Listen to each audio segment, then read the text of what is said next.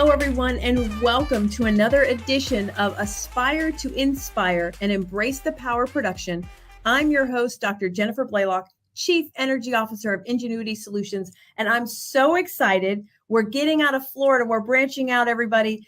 And tonight we are featuring two game changers, two inspiring individuals who have stepped up in their own community in Columbia, Tennessee, Jay Lipscomb and Thomas Brown, who created the nonprofit, hey guys, All Hands on Deck, or AHOD. And so I am so excited to meet both of you. Thanks for joining us tonight. And I'd love it if you would just tell us what was the inspiration to create this incredible organization and maybe a little bit about what it does. You want me to start? Yeah, go ahead. All right. All Hands on Deck was started a few years ago, just something as simple as wanting to help those in our community have better future opportunities. And so we started with doing expungements and wanting to clean up people's what that is cleaning up people's background, criminal backgrounds, so that they can have better future opportunities. And from that, we saw that we saw that a lot of those issues arrive from childhood or youth issues, and it stemmed from when they were 12, 13, 14. We just saw a repetitive a pattern. And so we decided the concept was, instead of waiting until they fell into the river, we would walk upstream and figure out why they fell into the river in the first place. And so we started a program called Vision Academy, where we mentor and teach leadership skills and life skills to our students. I call them future leaders. I absolutely love that. Thomas, did you want to add anything to that? I know this is so near and dear to your heart as well.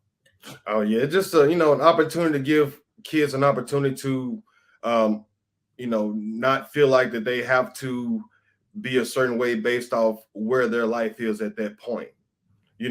Just because you're here right now doesn't mean that you have to stay here or you have to be here.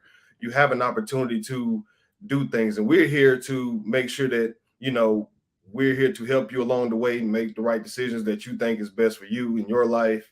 Whatever career path you want to go in. It could be, if you like, go look at rocks. We're going to make sure you're the best rock looker that you can be in the country. We can. In a nutshell, that's what we're here to do. No matter what career you want, no matter what path you want to choose, we're here to help you make choices, to help you put yourself in better position to be who you want to be when you grow up, as far as Vision Academy, And also piggybacking a little bit of that, so many times in a city, youth are exposed to so much. However, in a small town, they're not exposed to enough. And so we see that there's a repetitive cycle a lot of times in those communities where youth do not know that they can achieve and explore and be so much more than what's inside that box or what they're seeing in their communities on a day-to-day. And so we reach out to other communities, we reach out to other fields and bring those opportunities here so they can see a reflection of themselves here in this local community.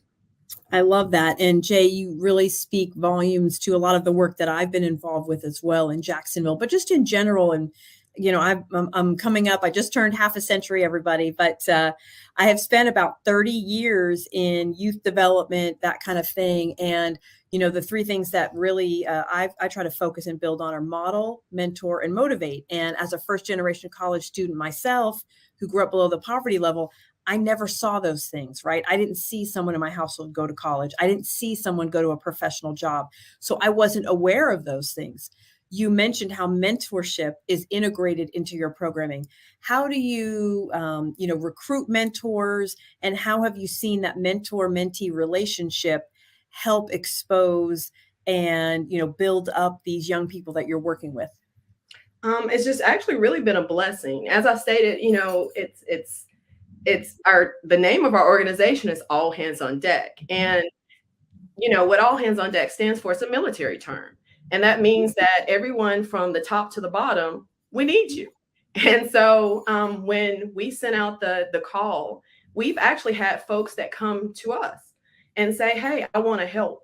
And so and that's what it is. It's all about everyone bringing in their best, what they actually do, and actually bring it to the table to show our youth, so that we can actually platform those attributes, bring them to the youth, and actually allow them to see what everyone's great in. And that's what I said. It takes a community to raise a community. It literally takes all hands on deck. I really love that. And I know, Jay, also, we've spoken about this, but young men of color in particular need that mentoring. Many growing up, like I grew up in a single parent household, single mom, but the importance of having a male role model. What are you seeing, and are you having challenges or hopefully an abundance of mentors, to assist those young men in that critical stage that you're talking about of development, middle school, right? Where you're starting to make choices and affiliations of friends and academics, things like that. But how's that looking for AHOD? I'm gonna hand that off to you first, if you don't mind. I'm Yeah, gonna hand it off absolutely. to him first and allow him to address that, and then I'll kind of piggyback off. Sure. Yeah, mostly what I like to do is, get them in and just talk to them and see, what do you want to be? What are the things that you like? And talk to them and show them there are opportunities for you to be able to have a career where you can do the things that you love to do and the purpose. And some of them don't even realize that you can be like, if you like taking pictures with your phone, there are many professional jobs out here. Absolutely. Yeah. There are many professional jobs out here and many opportunities in many different areas that you don't even think of. Like, you don't have to go to college to have a successful career. Mm-hmm. There are many tech courses. You got what's the word I'm looking for? The term trade schools. Yeah, trade schools. And then as far as community with the men in town, we've actually they reach out to us. I think Elks Lounge, which is a good mentoring program that Columbia police department, our fire department, police department, fire department, the Union Hall, the UAW Coalition of Black Traders Union. We actually going on a trip down in New Orleans. Oh yes, coming up here soon in the next 3 weeks. Is that right? 3 weeks. We're counting down.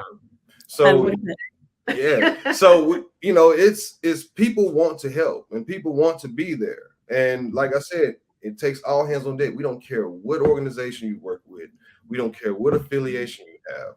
If you want to help kids and want to help build a community, you can come and we'll work with you, regardless of what you want to do. If you want to show the kids your special skills, allow us to put that on a platform for you to let the kids see this is another way for you to be able to succeed in life. And it's all about meeting the youth where they are. It's about meeting genuine people who are wanting to genuinely help our youth. Youth are very interesting. They can tell if you're genuine or not. Absolutely. And so, that's so important for us because we meet youth of all backgrounds. And so we have to be very conscious and cautious of those that we bring into that environment that we are introducing to those youth. Even at an early stage, a lot of the, it's crazy that we're having this conversation is Mental Health Month. Yes.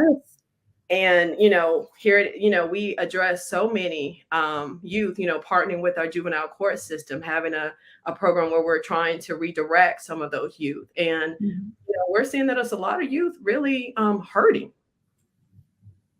I think that's so important that you say that. And that pain, that trauma that they're experiencing, even just the opportunity, like, the safe space that you and Thomas and Jay and the whole team and community create with All Hands on Deck, the safe space to express themselves is so important because our youth don't have a lot of those places and spaces now. So I applaud you, for making that happen. And you talked about meeting youth where they are. And I think that's so critical because today's youth are experiencing so much at such a young age. What other resources or tools are you integrating? I know you said you have the Vision Academy. What else does AHOD offer, including Zumba? I heard there's some Zumba going on, but obviously health and fitness. What else you got? Tell us about all these great resources. Well, again, meeting them where they are. We have financial literacy courses. We're basically teaching youth life skills. Even, you mentioned something so important about, these days is so, these youth, it's, it used to be a phrase we used to use, keeping up with the Joneses. And Right. now, that's so plural, keeping up with the Joneses. Right. You have so many media sites, and you have youth now that have 1,000 friends at the age of 12, that everyone's living their best life. And so that's really hard. And so you are not seeing how to really overcome not failure, but failing at some things, and being able to get yourself up, dust yourself off, and keep moving forward. Especially, you're going to have obstacles in life. However, you're going to have to learn how to overcome them, and really being realistic about those obstacles that they're going to see in life, and those hurdles that they're going to meet. So again, it's really teaching life skills when you sum it up. Life skills, financial literacy. We can talk about those things, and I can let you talk about those, things that are under those roofs. But basically, to sum it up, it's just teaching them how to live their best life, not everyone else's best life, but how to live their unique, authentic selves' best life. I love it. I love it.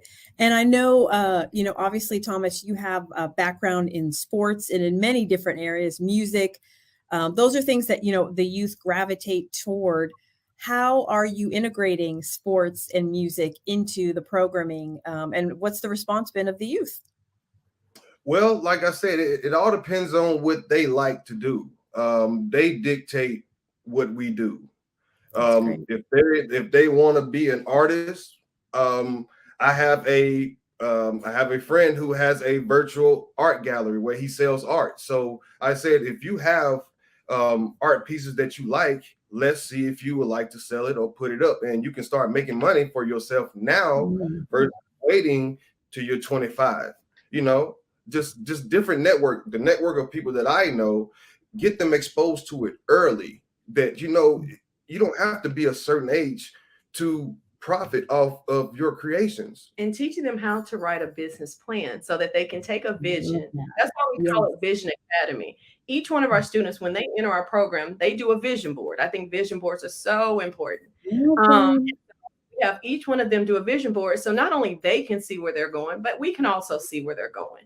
And so, in regardless of what rooms we sit in and what board rooms and other boards that we're a part of and things in the community, we bring them along, because it's so many times we sit in rooms and we talk about youth, but we never ask them about their opinion, how they feel about it. And so with our youth, they know, like I said, you never hear me call them kids or this, that, and the other. We call them future leaders, and we call them youth, because respectfully, they have opinions and they have thoughts, and of how to move this along and how to move themselves along. And so we really, like I said, it's really meeting them where they are, putting their vision together and helping them put those pieces together to get them to where their vision of where they see themselves to be. I absolutely love that. Are there any age restrictions for youth, and how do they get referred or find out about AHOD? We start middle school. Okay. Is what we say. We see that that's the age. Again, that was from research. We just saw that was the age that it was more of trying to find yourself. And it was also, as parents ourselves, we didn't want it, when youth are about 12, 13, they don't want to go to a daycare and after school year. Right. However, you have parents that it now takes 2.5 incomes to raise a household. And so we wanted a place that youth could come and evolve and really do something and put their hands to something that could really be pulling out their creative nature, because they're not taught to be creative anymore. Really putting their hands to something. And so we saw that was a need for that middle school going up to high school and helping them as far as career and college bound. And I was going to ask you about that. I know, Thomas, you talked about teaching them trades, those kinds of things. You've been in organization for a little while now. How are you seeing those youth that you work with when they, graduate? Where are they headed? What does an AHOD youth, what does their future look like? Well, actually, our first class is now, we've been AHOD, 5-6 years? As far as Vision Academy. Our Vision Academy. So our first class is actually in our sophomore year. Okay. We're heading to the junior year. So we haven't made it to our first class graduating but from we have one going to be a senior this Yeah. year. But just from the growth from the beginning, from kids there, we got some in ROTC, 4.0s in high school. They're the leaders in their school. They're part of young politicians of America. Just getting involved into the schools. They do the singing in choirs. Working in the community, seeing them rolling up their sleeves and really get involved in the community, where people are saying youth are so detached. We're seeing youth really, again, getting involved. It's just really asking them and hearing them. It's just as simple as that, really hearing them. I love that. I love how, youth voice centered your programming is. And, as you mentioned, youth will call out a phony or someone who's not authentic. And from the first time I met Thomas, I knew, that he keeps it real. And Jay, I just love your passion as well. And probably one of the best compliments I ever received from the thousands of youth that I've worked with was Dr. B, she keeps it real. And I was like, oh my gosh, for a young person to say that, it means something because they see something in you. So I love that. How are they building relationships, communication? You talked about like those life skills. How do the youth convey and communicate to you their ideas for programming and their interests? Is there an intake process? What does that look like? You want to talk about the interview? Yes. So right now, like what we're doing at the baseball fields, we treat it as a actual job training. A lot of kids that's 10, 11, 12, 13, they're learning how to go through an interview process. We take them through 2 interview processes. They got an in-person and then they got a web Zoom meeting interview. They fill out an application. And we take them through basic operations. We treat it like an actual business, and they learn how to count the money down at night, signing off, doing inventory, cleaning, besides that, we do teach them how to cook. So teaching them how to cook, bringing them into a kitchen, showing how to prepare food, safety, all of that goes hand in hand. Healthy food, all of that goes hand in hand and piggybacks off each other. We got, like I said, several programs that we do that kind of add a little piece to the puzzle of, what we think is living your single individual best life, how you should live, the way you want to live. And hopefully, like I said, this is all just, like I said, we throwing things on the wall and seeing what stick. And apparently it's working out okay. And like I said, we got our first senior coming up. And I think it's Chandra. Chandra, and then we got one senior. She likes cooking and wants to go to culinary school. Wow. And she's been in our program since day one. And she went through the cooking classes. We got a professional chef, Chef Gerard. What's the last? Wiltshire. Sorry about that. My bad. Most folks know the famous Butterfly Gardens right now. That's so hot in Nashville, the brunch spot that you see on what is it? Talk of the Town. Okay. Yes. So. And he comes down. He helps the kids teach them how to cook in the kitchen and everything like that. We have a gardening program that teaches them how to grow their own food and then take it from the garden to the kitchen. You see, everything piggybacks off each other. Folks like Jim York that teach Fortune 500 companies that teach our youth as far as leadership skills and how to find their true voice in leadership and how to lead. Trying to think of some more programs. I love it. And you mentioned, and I think we've talked a little bit about this, but how are you building partnerships to get that support with corporate America and with businesses and with companies so they will invest in your program as well? Because I know you're a nonprofit, you're really doing the work. And it's unfortunately, it's not easy to do, to plan, to program, and to fundraise. So how are you building those relationships so people can invest? And then if there's anybody listening, how can they, get involved? With folks like you.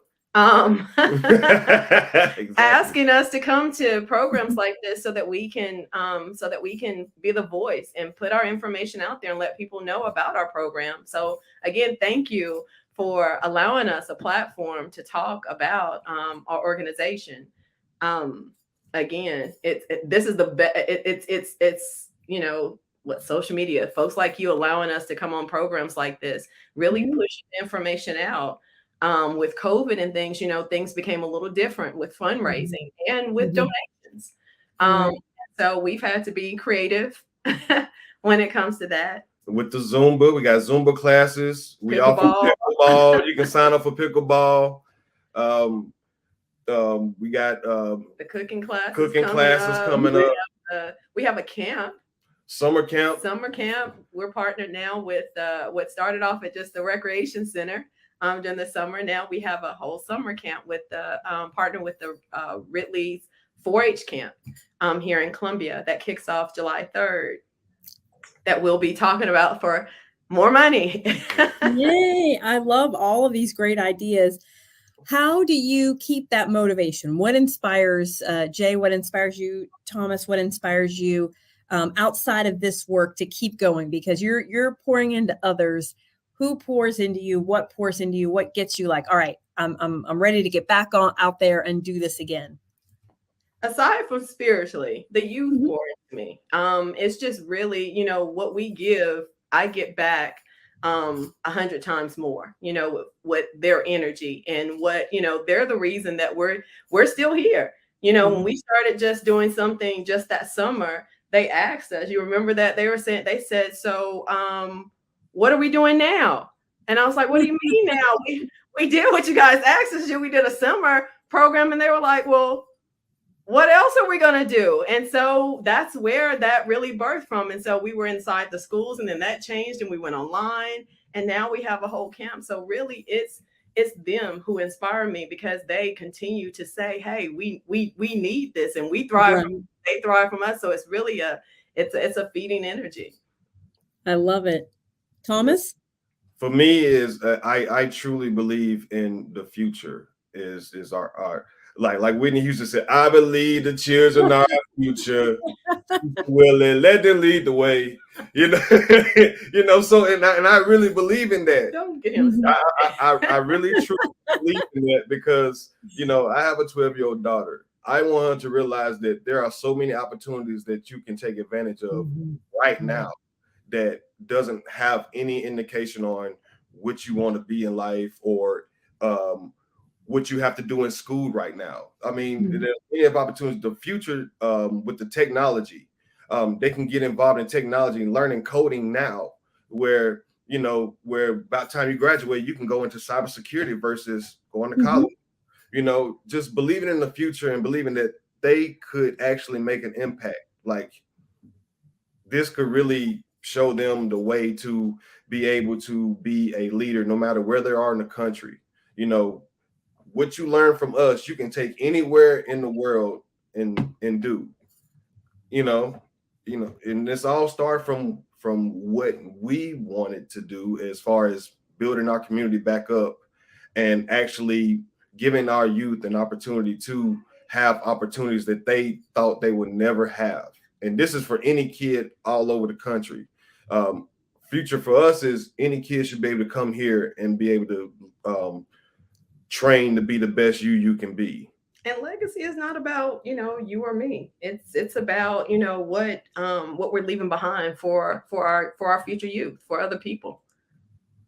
I absolutely love it, you guys. Thank you so much for the work that you're doing to transform the lives and trajectory of the youth in Columbia, Tennessee, and building your community. You are so invested and so impactful.